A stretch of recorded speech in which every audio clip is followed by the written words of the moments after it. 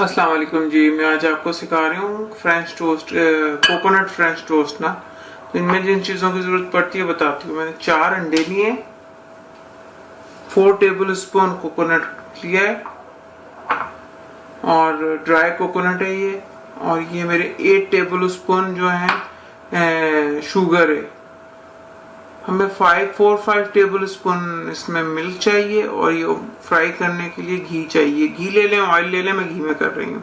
तो आगे बताती हूँ क्या करते हैं। इसको हम बीट करते हैं। अंडे को अंडे के साथ ही आप इसमें चीनी डाल दें, चीनी को बीट करें।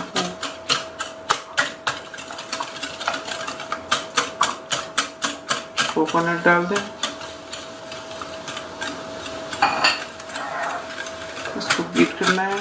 और इसमें दूध के मैंने आपको कहा है कि 5 टेबल स्पून 4-5 टेबल स्पून इसमें मिल्क के जाएंगे।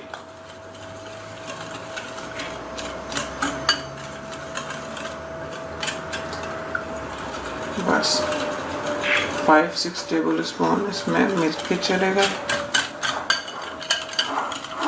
अब इसको खूब अच्छी तरीके से बीट करते हैं। बीट करने के बाद इसको फ्राई करना शुरू करते हैं। जी, इसमें मैं दिखाना भूल गई थी आपको, वनीला एसेंस है। ये वनीला एसेंस है, 1 टीस्पून डाल दें वनीला एसेंस। और ब्रेड चाहिए इसके लिए, ये ब्रेड है। ब्रेड में आपको दिखाना भूल गई थी, ब्रेड और वनीला एसेंस, ये 2 चीज़ें और हैं। आए हम बनाना शुरू करते हैं। ये रेडी हो गया बिल्कुल, देखें।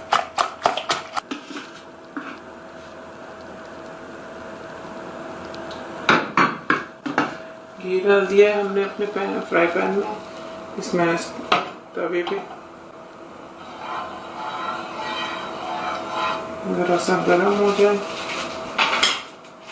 बनाना शुरू करते हैं ब्रेड।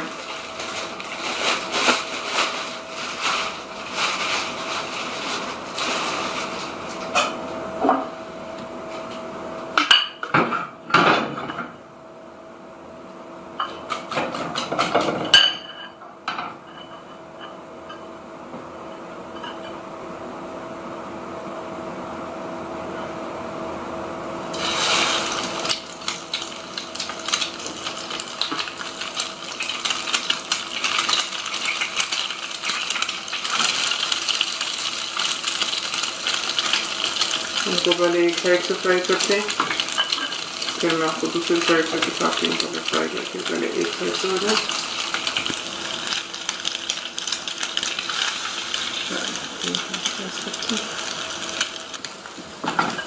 ये देखें जी, मैंने इसको फोल्ड किया तो ये ऐसा कलर आया है। इसका इसको भी टर्न कर देते हैं।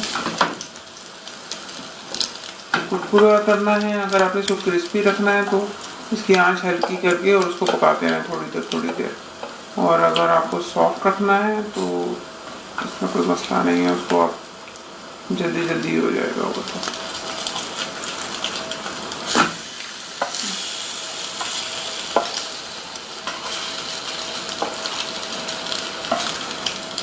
नॉन स्टिक है तो इसमें ऑयल भी ज़्यादा लगाने की ज़रूरत नहीं है।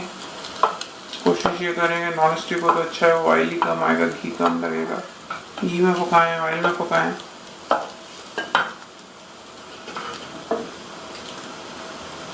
इसको 2 मिनट और होने देते हैं, पीछे से भी, फिर निकालते हैं। हाँ जी, देखिए मेरे रेडी हैं हमारे French toast, coconut French toast.